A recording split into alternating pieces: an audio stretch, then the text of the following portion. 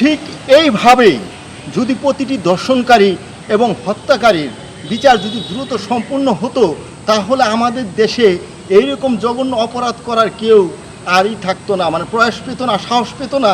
আমি ধন্যবাদ জানাই যে এই যে রামিসার যে ধর্ষণ ও হত্যার এই মানে বিচারটা অত্যন্ত দ্রুতভাবে এই অল্প সময়ের ভিতরে যে একটা রায় হয়েছে, যে রামিসা দর্শনকারী ও তার স্ত্রী এই দুজনেরই কিন্তু মৃত্যুদণ্ড হয়েছে।